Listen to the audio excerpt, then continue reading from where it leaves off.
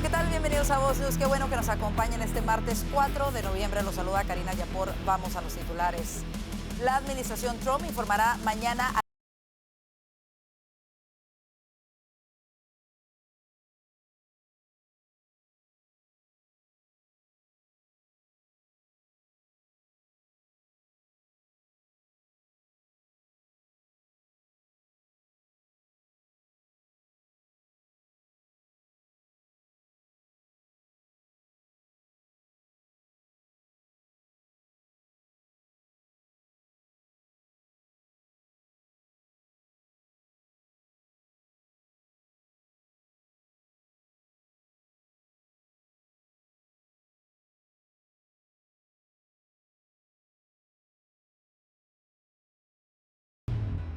El secretario de Estado Marco Rubio informará mañana a líderes del Congreso sobre las acciones militares contra narcoembarcaciones en el Caribe y el Pacífico y sobre la orden dada al Pentágono para combatir el tráfico de drogas. Juan Esteban Silva nos tiene los detalles desde la capital del país.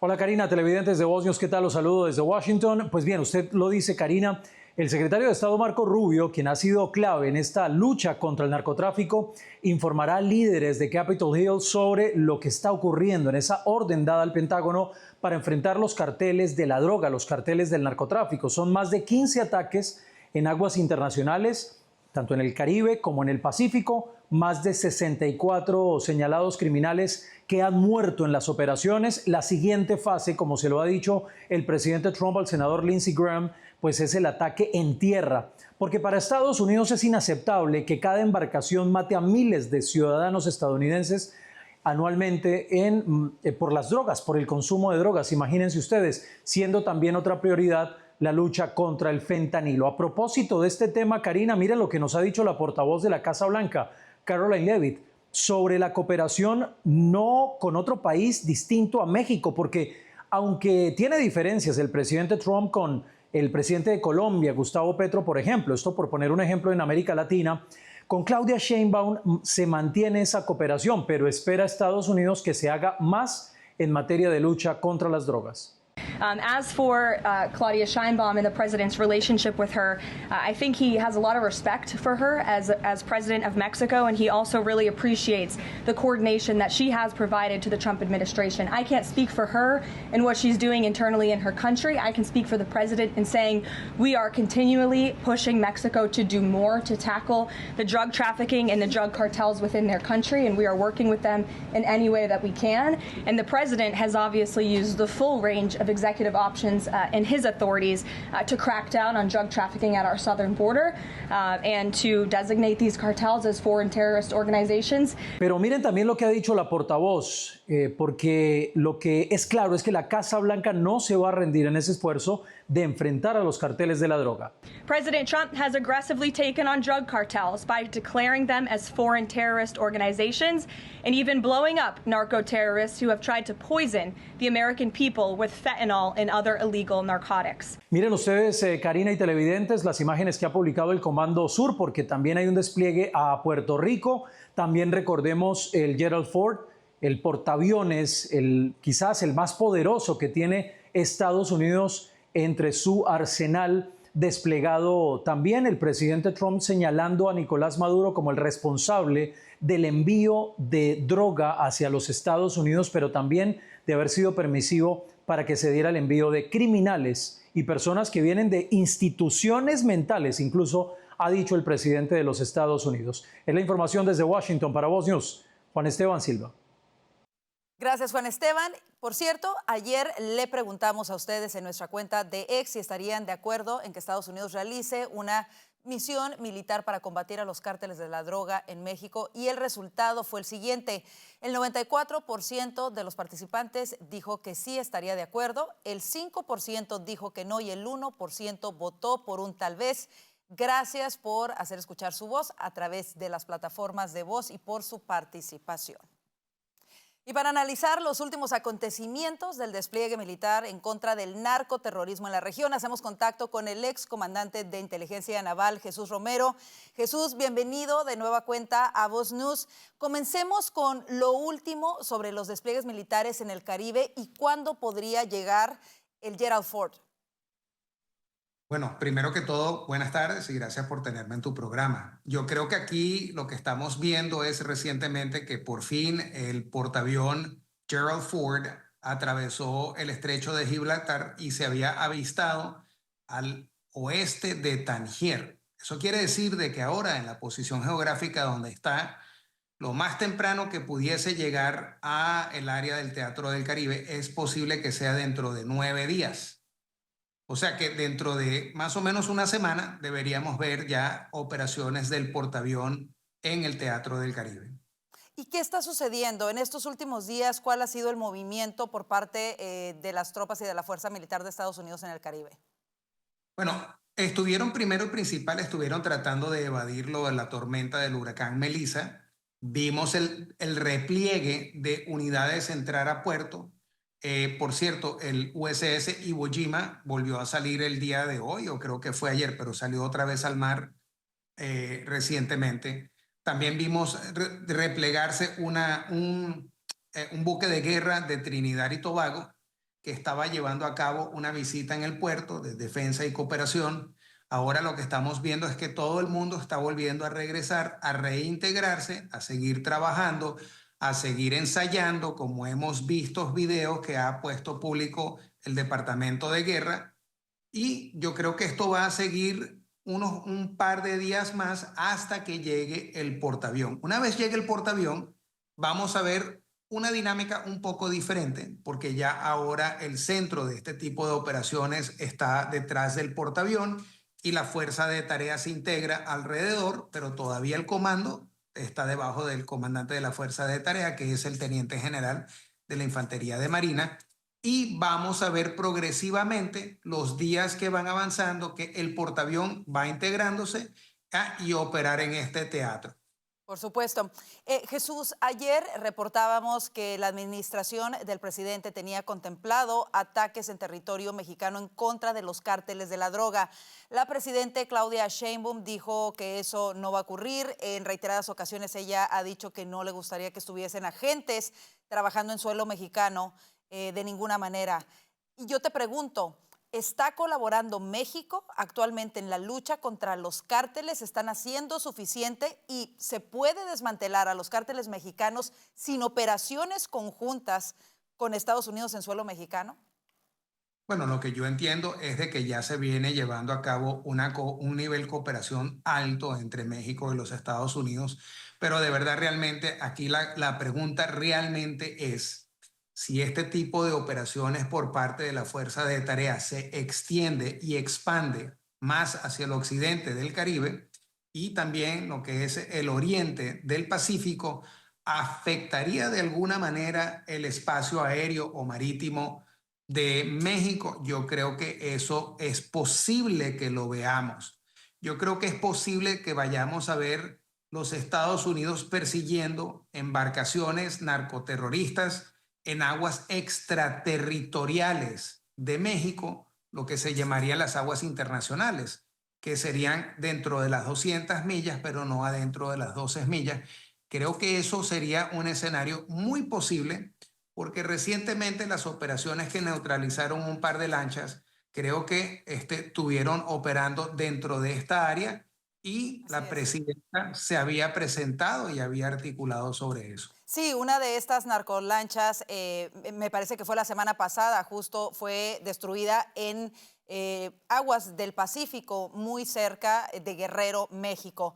Ahora, te pregunto también, cerca de las costas de Portugal, el día de hoy atraparon, o se dio a conocer el día de hoy que atraparon un semisumergible con 1.7 toneladas de cocaína. ¿Está impulsando Estados Unidos una guerra más feroz contra el narcotráfico a nivel global?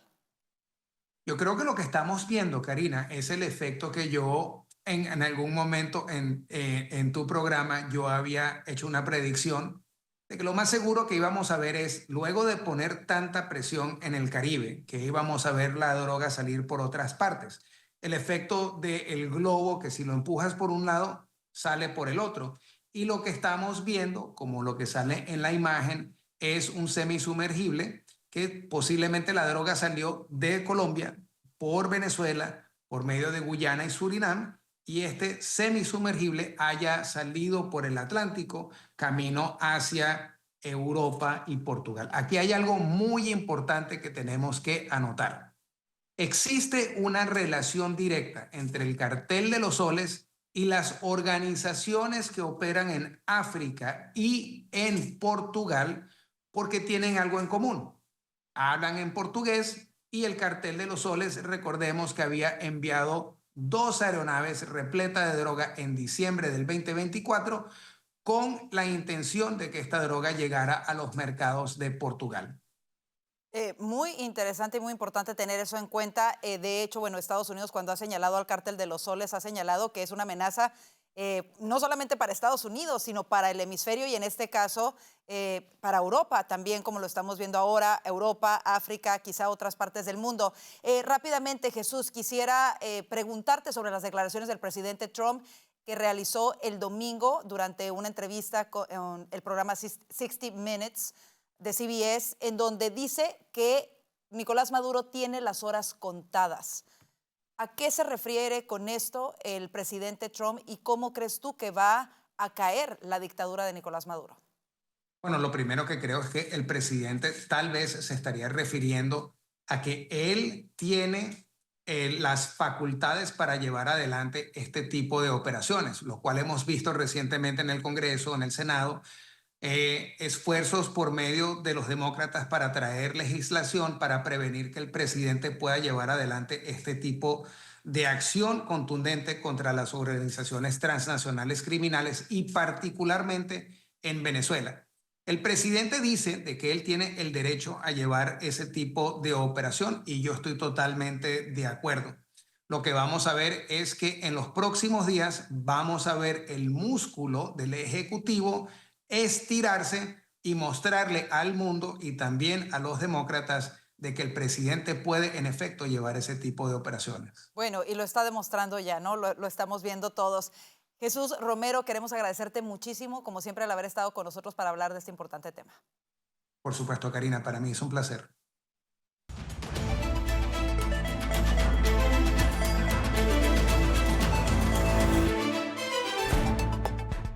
Hoy se celebraron elecciones de alto perfil en 4 estados del país. En Virginia y Nueva York las contiendas por la gobernación y la alcaldía parecen ya decididas, pero en Nueva Jersey la carrera es más ajustada.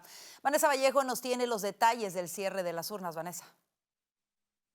Hoy es día de elecciones y 3 carreras llaman principalmente la atención: Virginia, Nueva York y New Jersey. New Jersey es la carrera más apretada de las 3 y en la que el resultado parece más incierto. Y es que según las últimas encuestas, los 2 candidatos, el demócrata Mickey Sherrill aventajaba al republicano Jack Ciattarelli por unos 20 puntos. Las encuestas ahora muestran un panorama mucho más cerrado. Ambos se encuentran prácticamente empatados. Sherrill ha utilizado estas últimas horas antes de las elecciones hablando de cómo va a bajar los precios y atacando a Ciattarelli por supuestamente defender a los millonarios. Veamos algo de sus declaraciones en estas últimas horas. I'm not going to convene a group. I'm declaring a state of emergency to drive your costs down. And that's just where it starts, because as I'm looking to the budget, I'm increasing that first-time home buyers program so you can get your foot in the door. Try to build your family's generational wealth. I'm taking on those landlords who are colluding to drive up your rental prices. Will my opponent do that? No. His biggest donor is one of those guys that's being investigated right now. Sin embargo, el candidato republicano ha logrado desaparecer la diferencia en las encuestas, enfocándose en propuestas económicas, reducir el gasto y los impuestos. Mientras tanto, en Virginia, la demócrata Abigail Spanberger mantiene una ventaja sólida sobre Winsome Early-Sears, alrededor de 10 puntos es la ventaja que tiene la demócrata.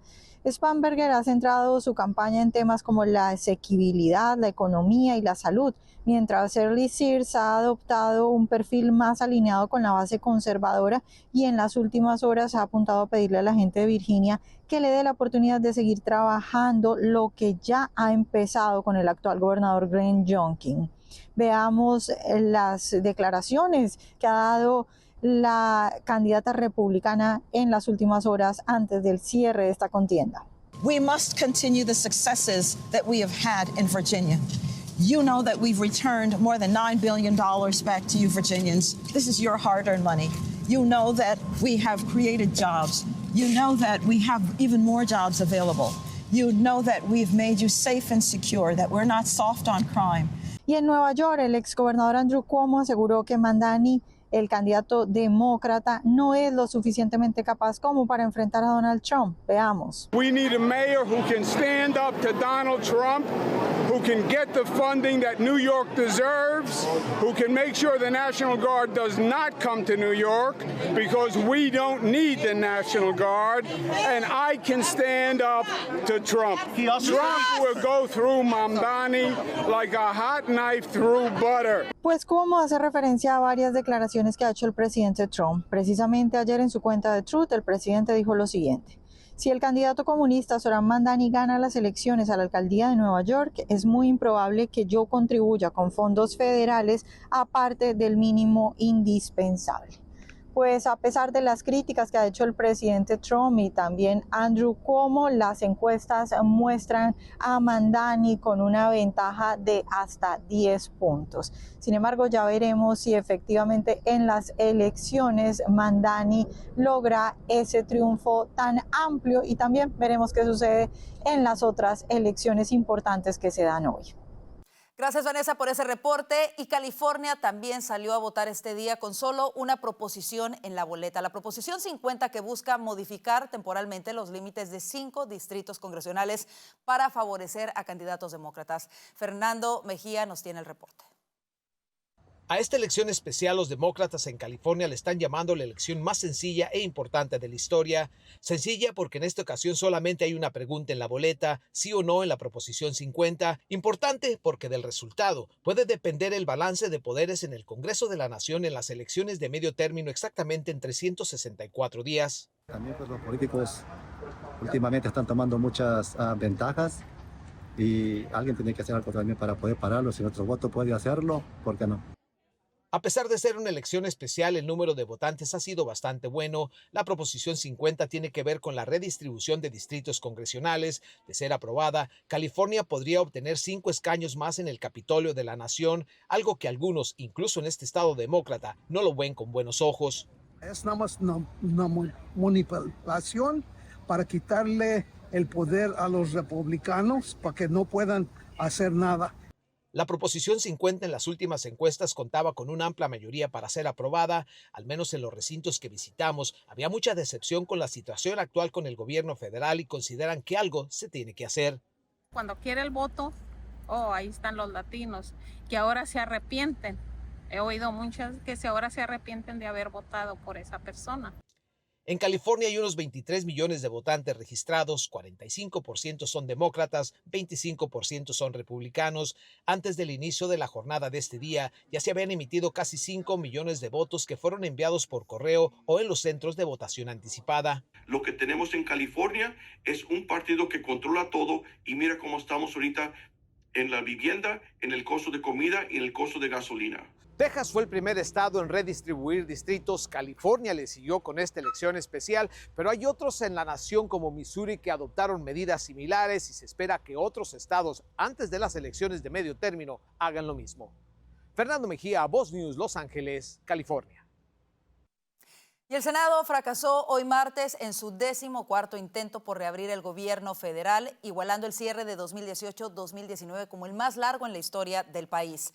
Aunque el líder republicano John Thune se mostró optimista, los demócratas siguen divididos sobre cómo alcanzar un acuerdo. El programa SNAP continúa en el centro del debate, mientras que el presidente Trump insiste en que no será financiado hasta que se reabra el gobierno. La resolución de financiación provisional aprobada por la Cámara de Representantes fue rechazada nuevamente en medio de un ambiente de agotamiento y cierto optimismo en la Cámara Alta, donde se intensifican las conversaciones bipartidistas. El líder demócrata Chuck Schumer reiteró que su bancada no apoyará la reapertura sin un acuerdo sólido sobre subsidios de Obamacare.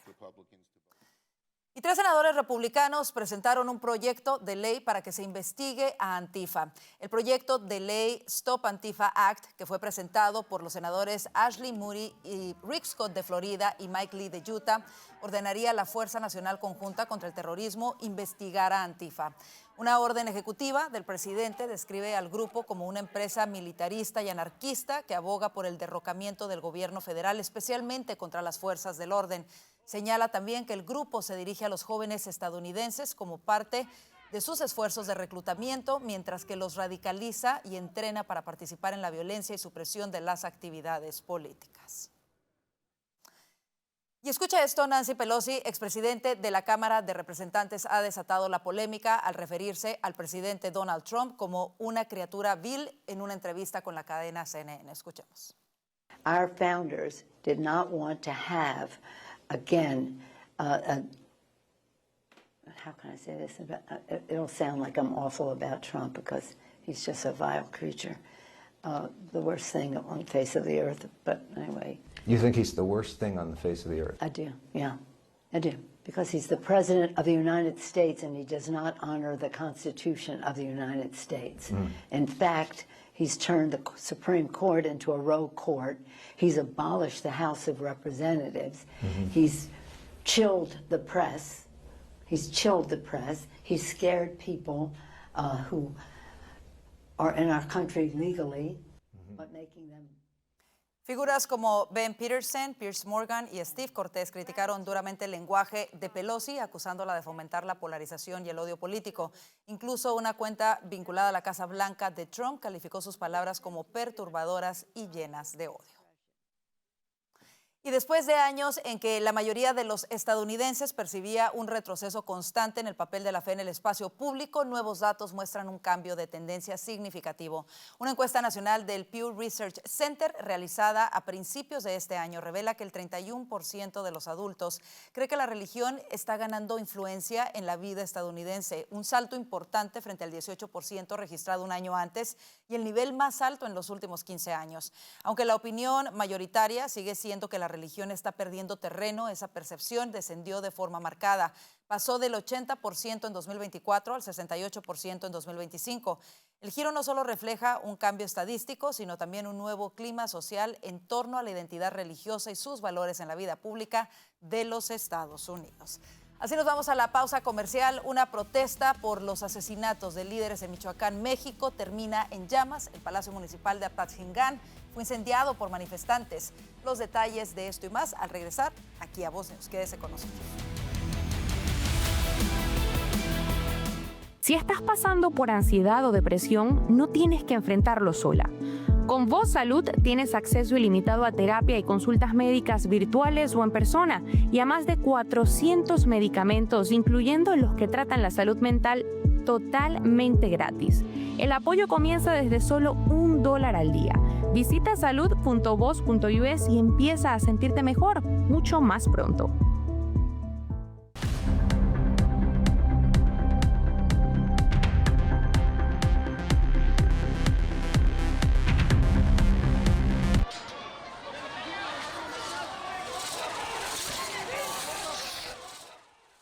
El Palacio Municipal de Apatzingán, Michoacán, fue incendiado por manifestantes anoche durante una protesta que exigía justicia por los asesinatos del alcalde de Uruapan, Carlos Manzo, y del líder limonero Bernardo Bravo. El episodio, que refleja la intensidad social y el enojo acumulado por la violencia en la región, provocó que Grecia Quirós, viuda de Manzo, realizara un llamado público a la ciudadanía para mantener las movilizaciones dentro de la vía pacífica.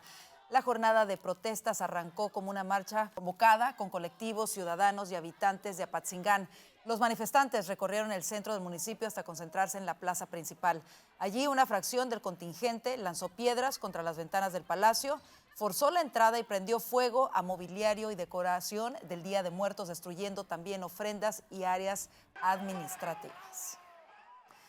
Y autoridades mexicanas informaron que desde el inicio de la Operación Frontera Norte se ha realizado la detención de unas 8,665 personas. El operativo que inició el 5 de febrero también registra el aseguramiento de 6,660 armas de fuego y más de 1 millón de cartuchos de diversos calibres. La operación se lanzó por la presión del presidente estadounidense Donald Trump contra el tráfico de fentanilo en la frontera. De igual manera, las autoridades indicaron que se incautaron al menos 107,096 kilos de droga, entre ellos 493,92 kilos de fentanilo. En la operación, las autoridades también recuperaron 5,423 vehículos y 1,039 inmuebles. Las acciones se materializan en estricto apego al Estado de Derecho y con pleno respeto a los derechos humanos, detalló el gobierno mexicano a través de un comunicado. Y el gobierno de Perú anunció la ruptura de relaciones diplomáticas con México tras confirmarse que la ex primer ministro Betsy Chávez recibió asilo político en la embajada mexicana en Lima. El canciller Hugo de Celá calificó la acción como un acto inamistoso que vulnera la soberanía nacional. Chávez se enfrenta a cargos por rebelión y conspiración vinculados al fallido golpe de Estado del expresidente Pedro Castillo en 2022 y tiene una orden de prisión preventiva de 18 meses. El canciller acusó a México de intervenir de manera reiterada en los asuntos internos del Perú, tanto durante el gobierno del expresidente Andrés Manuel López Obrador como bajo la actual administración de Claudia Sheinbaum. En otras cosas, la Cancillería de República Dominicana anunció la posposición de la 10ª Cumbre de las Américas, originalmente prevista para el 4 y 5 de diciembre en Punta Cana. El evento se aplaza ahora hasta 2026, tras un análisis de la situación regional marcado por profundas divisiones políticas y recientes desastres climáticos en el Caribe. La exclusión de Cuba, Nicaragua y Venezuela generó tensiones, provocando que los mandatarios de México y Colombia anunciaran su ausencia. El gobierno dominicano indicó que se abrirá un nuevo proceso de consulta para incluir a futuros gobiernos democráticamente electos. La decisión fue consensuada con socios clave como Estados Unidos. República Dominicana reafirmó su compromiso con la integración regional y aseguró que los recursos invertidos se aprovecharán en la próxima edición del foro. Por cierto, si le gusta nuestro contenido, vaya ahora mismo a nuestro canal de YouTube, nos encuentra como @VozMedia. Suscríbase, active la campanita para que reciba todas las notificaciones. Esto es gratis, de esta manera no se perderá entrevistas exclusivas y contenido conservador en español que tenemos para usted. Suscríbase ya, comparta nuestro contenido, de esta manera nos ayuda a seguir creciendo. En otras cosas, el ex vicepresidente de los Estados Unidos, Dick Cheney, falleció a los 84 años, así lo dio a conocer su familia hoy martes. Cheney murió la noche del 3 de noviembre de este año, acompañado por su esposa, Lynn, y sus hijas, Liz y Mary, y otros familiares cercanos. Reconocido por su extensa carrera pública, Cheney fue congresista por Wyoming, jefe de gabinete de la Casa Blanca, secretario de Defensa y el vicepresidente 46 del país, considerado uno de los más influyentes en la historia estadounidense. La causa de su muerte fueron complicaciones derivadas de neumonía y enfermedades cardíacas y vasculares. Su legado político marcó décadas de servicio público en el gobierno federal. Descanse en paz. Nos vamos a una pausa comercial. Quédese con nosotros. Ya viene el panel de Voz News para analizar la contienda electoral del día de hoy y mucho más. Ya volvemos.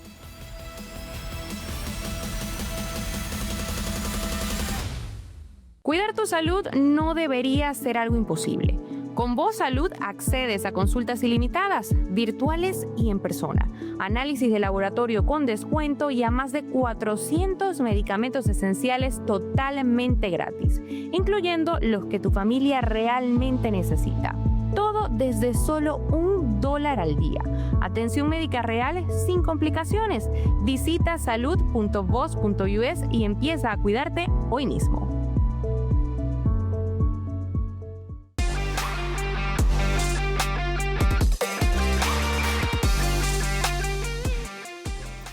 Hoy se celebraron elecciones de alto perfil en 4 estados del país. En Virginia y Nueva York, las contiendas por la gobernación y la alcaldía parecen ya decididas, pero en Nueva Jersey la carrera es la más ajustada. Para analizarlo, le damos la bienvenida a Vanessa Vallejo, analista político de Voz, Alfonso Aguilar, abogado y analista político de Voz desde Washington, D.C., y a Silvio Canto Jr., analista político desde Texas. Bienvenidos. Y bueno, estamos siguiendo todas estas contiendas. Hay más también alrededor del país, pero estas son algunas de las principales y que llaman más la atención.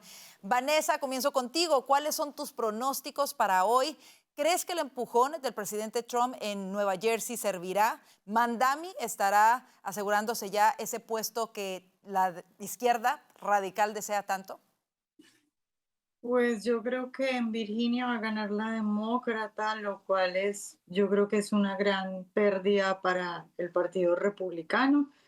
Y creo que los demócratas van a hacer de esto, obviamente lo van a interpretar o van a intentar venderlo como un referendo y como que la gente está rechazando las políticas del presidente Trump y como que la gente incluso está culpando a los republicanos por el cierre del gobierno y que por eso ganó la demócrata. En Nueva York creo que va a ganar Mandani y sea un comunista, sea lo que sea, creo que se lo merece porque es que por lo menos es un tipo entretenido. Los demás no solo es que, bueno, el republicano es aburrido y cómo, pues es que con ese historial que tienes que es muy difícil. Luego en New Jersey, que me parece que es la carrera realmente interesante porque es en la que no sabemos qué va a pasar.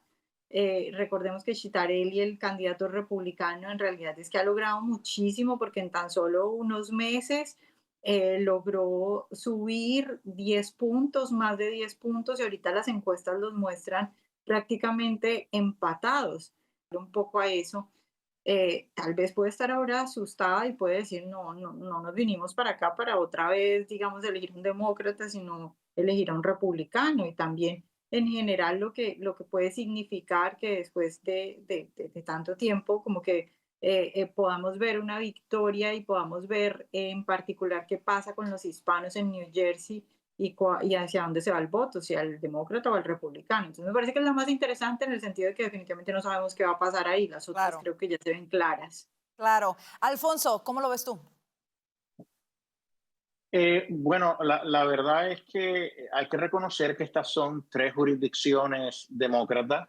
Ya estoy hablando como perdedor. Ya estoy dando la No, todavía falta, Alfonso, todavía falta. Pero bueno, la verdad es que la tendencia es hacia los demócratas. Hay que ver si en Virginia y en New Jersey los demócratas pueden enviar un mensaje, ganar, prevalecer y enviar un mensaje anti-Trump, porque ese sería el mensaje. Este es un mensaje en contra de Trump y el curso que está tomando el Partido Republicano. Como bien dijo Vanessa, los hispanos van a ser importantes en estas elecciones en Virginia y en New Jersey. El presidente tuvo un mejor desempeño con los hispanos en New Jersey en las elecciones del año pasado, pero hay que ver si los hispanos, tanto en Virginia como en New Jersey, votan a favor del demócrata, frustrados con las políticas de migración, de deportación masiva del presidente. O sea que hay que ver. Y efectivamente, si ganan los demócratas, tanto New Jersey como Virginia, pues lo van a presentar como un voto anti-Trump. Ahora, ¿es válido eso cuando estos dos lugares son bastiones ya demócratas? De por sí son bastiones demócratas. ¿Es válido comprar el argumento de que es un voto en contra del presidente? Bueno, yo no sé si es válido o no, pero ese es el argumento que van a hacer. Y si los hispanos, por un margen saludable, contundente, apoyan a los demócratas, eso es un problema. Estas elecciones en New Jersey y Virginia, que siempre se dan al año después de las elecciones generales, gana. La pregunta es si logra tener un mandato de más del 50%. Si lo logra, pues eso sería un mensaje contundente de que tenemos un partido demócrata súper izquierdoso y que hay jurisdicciones, ciudades en Estados Unidos donde la población ya está acogiendo el socialismo. Hemos visto que quienes están favoreciendo la candidatura, y esto lo muestran las encuestas, de Mandani, son los nacidos en el extranjero. No solo son musulmanes, eso puede ser hispanos también, frustrados con las políticas de inmigración. Los que han nacido en Estados Unidos, ahí la mayoría, no es una mayoría grande, pero la mayoría la tiene Cuomo. O sea que los nacidos en el extranjero, los inmigrantes, están haciendo una gran diferencia en esa ciudad y obviamente eso va a llevar a que sectores dentro del Partido Republicano pues critiquen también más la inmigración. Pero la pregunta es, ¿logra Mamdani superar el 50%? Esa es una pregunta interesante, pero creo que va a ganar. Silvio, ¿cómo lo ves tú? Bueno, es correcto que los demócratas van a ganar 3 de 4 en Virginia, pero la buena noticia republicana es que el cubano americano, déjame aplaudir eso, el cubano americano Jason Miyares va a ser, es muy probable que sea reelecto como Attorney General. A él le tocó la buena suerte de tener un candidato demócrata que aparentemente enviaba textos que quería matar a los republicanos y a sus familias. O sea, le tocó buena suerte eso, pero él es un tipo con futuro. Yo creo que si él gana, y creo que va a ganar, probablemente sea el próximo gobernador republicano de Virginia. Entonces, eso es Virginia. No sé cuál de los dos colegas dijo que Virginia es un estado más demócrata, y lo es. Hace 20 años George W. Bush ganó Virginia, pero con esta introducción de tantos empleados federales, el estado ha cambiado y en realidad son dos estados ahora. El norte es demócrata y el centro y el sur son republicanos. Es increíble lo que está pasando ahí. Entonces yo creo que los demócratas van a ganar.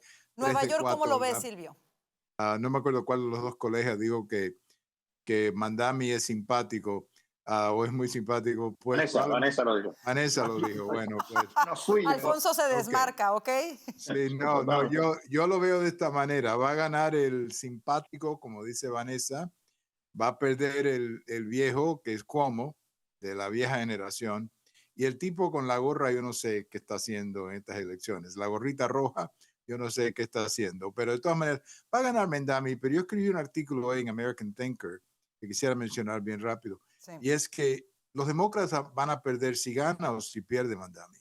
Si gana Mamdani es un dolor de cabeza terrible porque él es la cara del partido.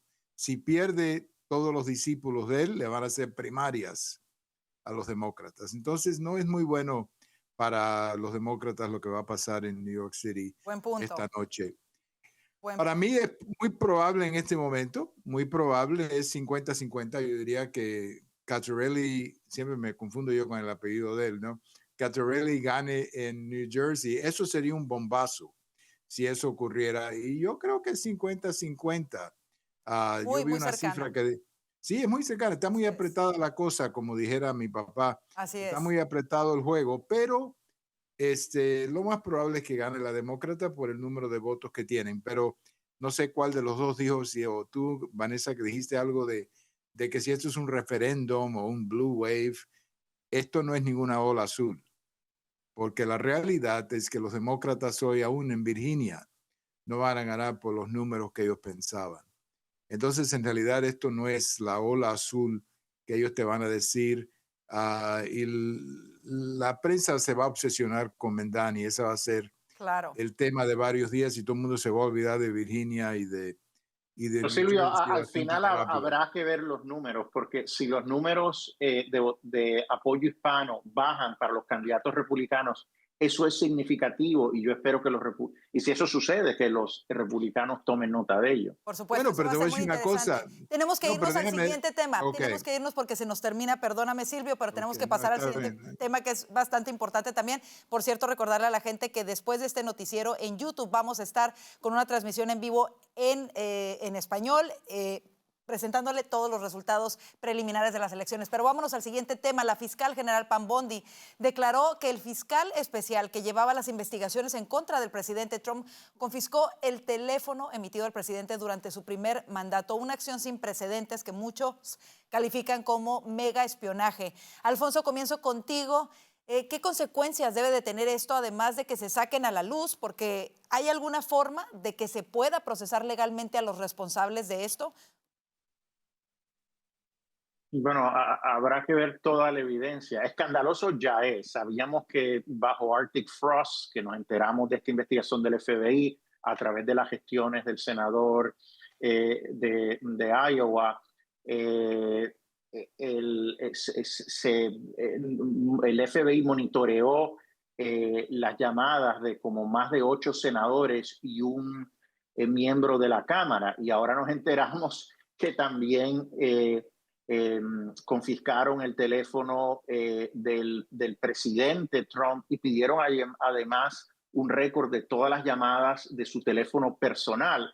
Entonces, esto realmente es preocupante porque recordemos que esta investigación llevó a que Jack Smith, este fiscal que fue nombrado de una manera dudosa porque él no había sido confirmado por el Senado, eso fue, él estaba de abogado, asesor de fiscal en la Corte Internacional de Justicia y la administración Biden lo contrató para que se encargara específicamente de este cargo. Un fiscal especial usualmente es confirmado por el Senado, pero aparte de eso, utilizó esta evidencia para radicarle cargos en contra del presidente que después fueron retirados por el Departamento de Justicia una vez Trump ganó las elecciones. Pero es algo sin precedentes, es escandaloso. La pregunta es suficiente evidencia, por lo menos es evidencia adicional para continuar con la investigación y ver si efectivamente aquí hay una conducta criminal, si esta fue una persecución o un procesamiento criminal selectivo, ¿no? Que eso sí pudiera ser un delito, pero ciertamente es escandalosa y demuestra que hubo una politización del FBI y del Departamento de Justicia. Y bueno, como lo mencionas, son más de 100 personas cercanas al presidente que fueron parte de esta investigación, al menos las que sabemos hasta ahora.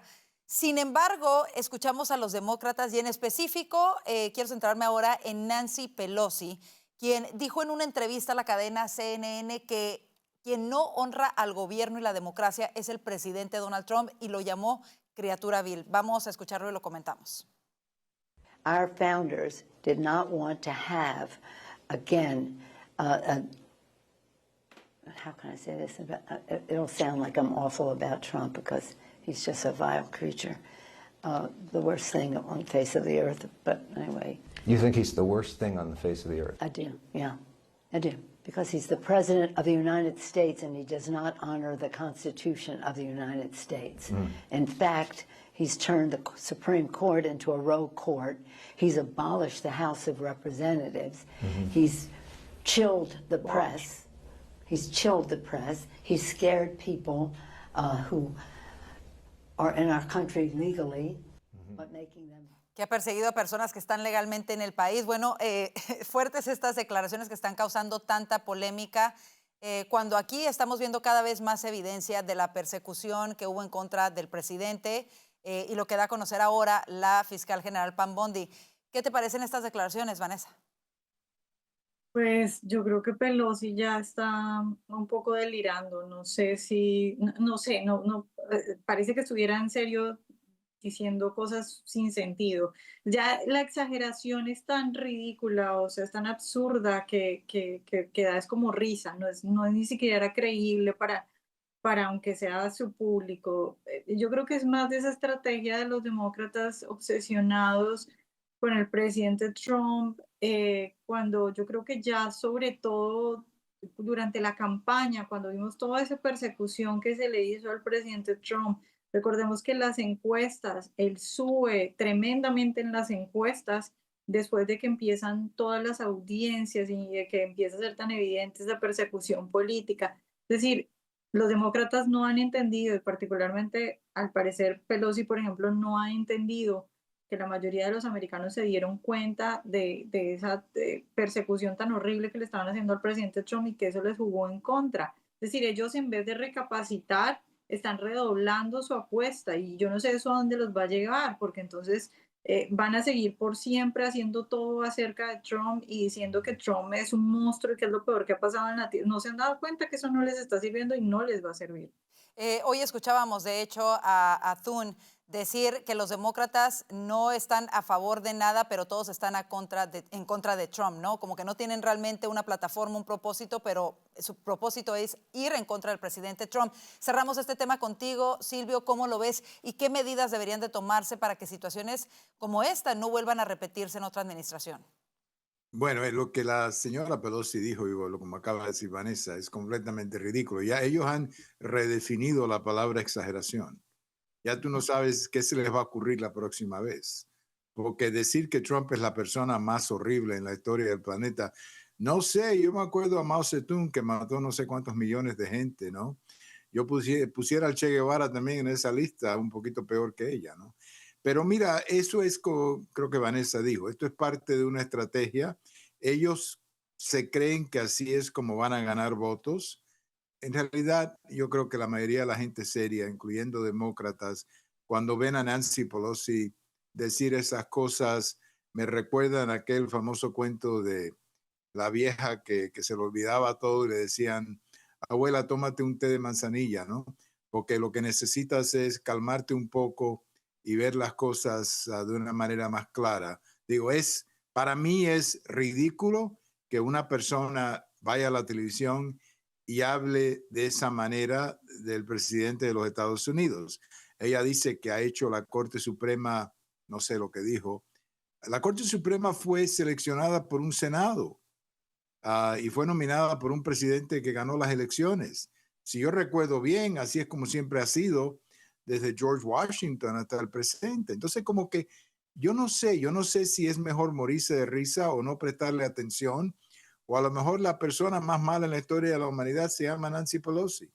No sé de qué otra manera de reaccionar a esto. Digo, es locura. Esto es Trump Derangement Syndrome, ¿cómo le llaman? En steroids. Esto es Trump Derangement Mendoza. Esto es, no sé, de veras da pena. Lo increíble al final es que Donald Trump terminará 8 años en el gobierno, mientras que Nancy Pelosi, ahora que se retira, que anunció su retiro, habrá estado en el gobierno como más de 40 años. Y él es el autoritario y el que se quiere perpetuar en el gobierno. Bueno, y una de las cosas más a la vista de todo el mundo es que Donald Trump llegó rico al gobierno de los Estados Unidos, no se hizo rico después de trabajar en el gobierno de los Estados Unidos, no, a comparación de muchos otros, incluyendo Nancy Pelosi, que mucho se le ha criticado, por supuesto, por las acciones en la bolsa de valores que maneja supuestamente su esposo y todo este conflicto. Entonces, hay una doble moral ahí.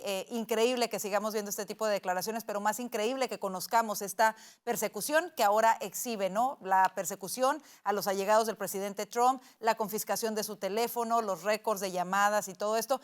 Y aún así, no se encontró nada como para poder detener su campaña electoral el año pasado. Increíble. Así nos vamos a la pausa comercial. Quédese con nosotros, ya volvemos con más del panel de Voz News.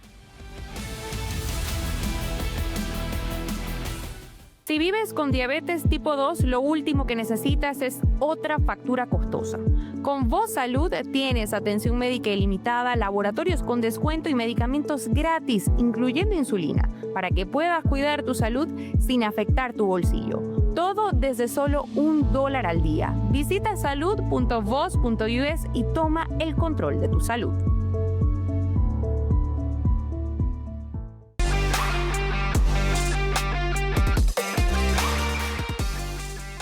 Como le informamos, el secretario de Estado Marco Rubio podría estar informando el día de mañana a líderes del Congreso sobre las acciones militares contra narcoembarcaciones en el Caribe y el Pacífico y sobre la orden dada al Pentágono para combatir el tráfico de drogas. Regresamos con nuestros analistas para hablar de esta situación que ha estado en desarrollo por las últimas 8 semanas, 2 meses.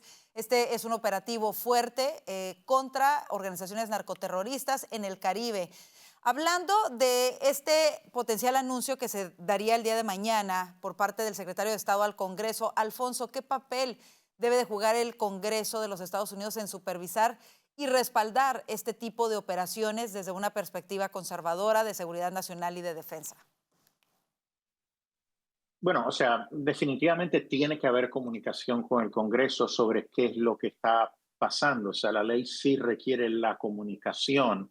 Y el presidente ya había anticipado durante su viaje al Oriente de que cuando regresara iban a tener más conversaciones con el Congreso. Entonces, esto es apropiado. La pregunta es si necesita una autorización de guerra.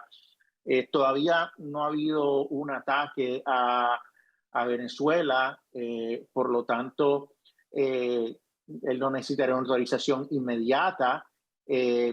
Si fuera un conflicto que él anticipa va a durar más de 1 mes o 2 meses, tendría que conseguir una autorización del Congreso, como el presidente Bush hizo cuando declaró la guerra en contra del terrorismo. Consiguió no una, sino 2 autorizaciones del Congreso.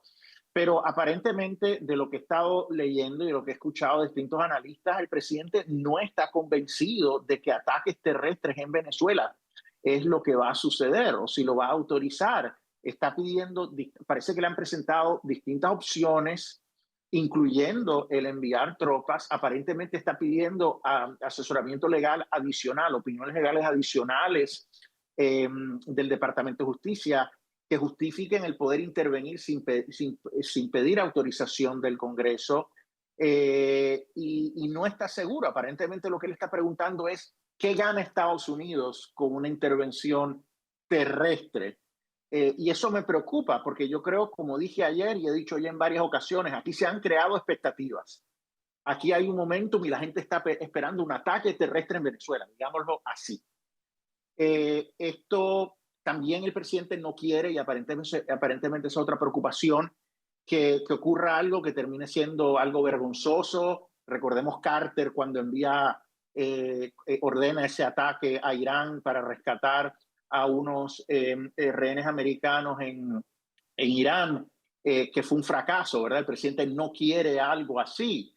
Pero por otra parte, cuando uno hace ataques terrestres en un país, siempre hay un nivel de riesgo. Entonces se puede minimizar, pero el riesgo está ahí, las expectativas se han creado, algo tiene que suceder porque si no mucha gente va a estar frustrada.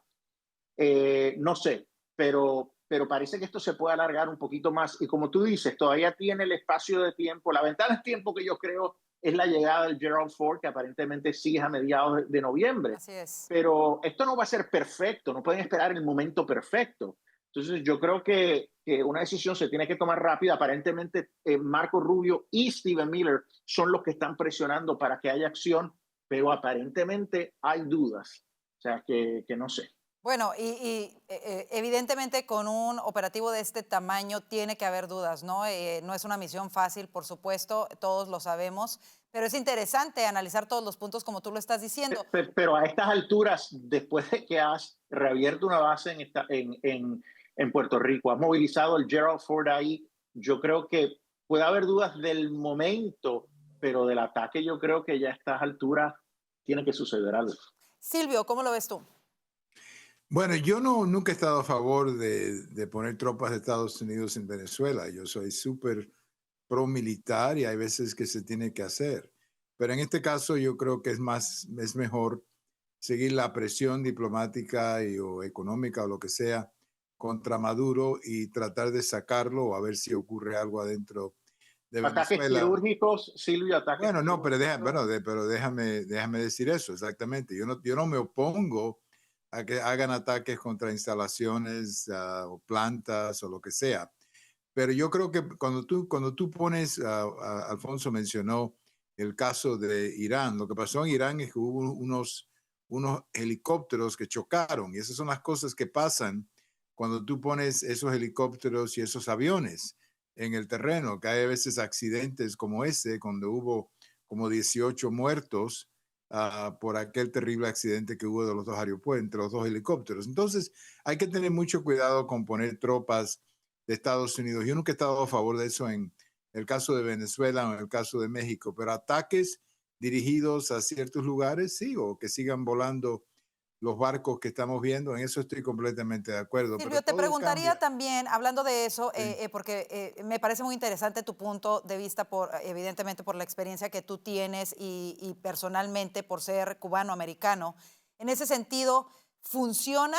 Aquí estamos hablando de una narcodictadura, eso queda claro, pero en el caso, por ejemplo, de la dictadura en Cuba, ¿realmente las sanciones, la presión política de diferentes gobiernos, en realidad poco se logró, o sea, se ha logrado en décadas y tú lo sabrás mejor? Entonces, en ese sentido, ¿cómo lo ves?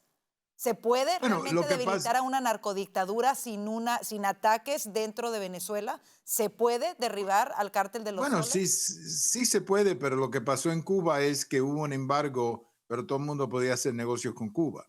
Entonces, en realidad, era un embargo económico que solamente se aplicaba a los Estados Unidos. También tenías la Unión Soviética por mucho tiempo subsidiando a la dictadura. Venezuela no tiene eso, porque nadie lo va a subsidiar. Yo no creo que Irán se va a meter a subsidiar ahí. Entonces, sí funciona, pero es un poco más lenta la cosa. Pero tú metes soldados americanos y tú complicas todo, Vanessa, eso es lo que quiero decir. Pero Perdón, Karina, yo creo que Silvio y yo estamos de acuerdo y, en el sentido de que es máxima presión utilizando las fuerzas militares, Claro, excepto tropas. Sí. Entonces, lo que yo estoy diciendo es que algo tiene que suceder. Yo no favorezco las tropas, pero ataques quirúrgicos para mí que tienen que empezar ya. El presidente dijo que ya las rutas marítimas las tenían bajo control. Entonces, ¿qué estamos esperando? Así es. Sería bueno, y perdona que interrumpa, pero sería bueno un bombazo o dos algunas plantas de drogas. Me metí en el tiempo de Vanessa, pero... Bueno, han identificado, han hablado de eso la semana pasada, de que estaban identificados algunos incluso puertos y aeropuertos controlados por militares que se utilizan presuntamente para el tráfico de drogas. Vanessa, vámonos contigo. Ahora sí, ¿cómo lo ves tú? Bueno, que el asunto es que yo creo que puede pasar, es decir, el presidente ha dicho que esto en alguna ocasión cuando le preguntaron dijo que él no creía que necesitara autorización del Congreso porque él no estaba pensando en una guerra entendida como una guerra, digamos, de largo alcance, de mucho tiempo, de tropas. Él dijo algo así como que simplemente se trata de matar gente y matar a algunos y hundir barcos. Lo que pasa es que el problema es que eso, ¿qué significa? Es decir, eso puede significar que bombardeen una instalación, un laboratorio, otros barcos o bombardeen un cargamento por tierra y que ya se acabe. Y la verdad es que yo lo que creo que puede estar deteniendo al presidente Trump en todo esto es que durante mucho tiempo, digamos que hay gente que siempre ha dicho que Maduro iba a salir corriendo al primer susto. Pues el primer susto en realidad ya pasó, es decir, en este momento hay un despliegue como nunca habíamos visto en el Caribe y según lo que entendemos y lo que vemos, la estrategia de Maduro es aguantar y parece que se va a quedar ahí y su gente se va a quedar ahí hasta que lo saquen muertos, al parecer. Entonces la pregunta es si el presidente está dispuesto a hacer eso. Yo creo que es muy posible que esto se termine con un gobierno americano simplemente bombardeando algunas estructuras, bombardeando alguna planta y que incluso aún así Maduro se quede y en ese momento puede pasar que la administración evalúe y diga no ganamos nada, sino que perdemos adelantando esto y simplemente se devuelven y dicen que ya se acabaron los barquitos y que ya redujeron el narcotráfico y se pasa la página y empiezan a hablar de Mandani y ya. O sea, yo creo que eso puede pasar. No digo, obviamente no es lo que yo quiero que pase, pero creo que es algo que puede pasar y tenemos que estar conscientes de eso. Yo estoy de acuerdo con eso, que políticamente pudiera suceder eso. El problema con eso, y para mí sería escandaloso, es que el presidente envió una comunicación oficial al Congreso diciendo que esta era una guerra no internacional contra los carteles, que son grupos terroristas, y que esos grupos eran combatientes ilegales. O sea, la guerra ha sido declarada. Entonces, si después que la declaras no haces nada, pues no sé. No, pero sí hace, porque él puede bombardear, como digo, pero eso, lo que él haga no va a significar necesariamente. No, pero no, bueno, pero no, estoy de acuerdo con eso, pero no puede haber un retiro de que lo hace por un año y después se acabó, ya reducimos un poco. O sea, tiene que ser algo sostenido, porque si no, no es creíble. Compañeros, se nos terminó el tiempo desafortunadamente, pero seguiremos monitoreando, por supuesto, la situación en el Caribe con este operativo militar de Estados Unidos. Como siempre, gracias Alfonso Aguilar, Vanessa Vallejo y Silvio Canto Jr. por ser parte del panel de Vox News. Gracias a usted por su confianza. Los invitamos a que se suscriban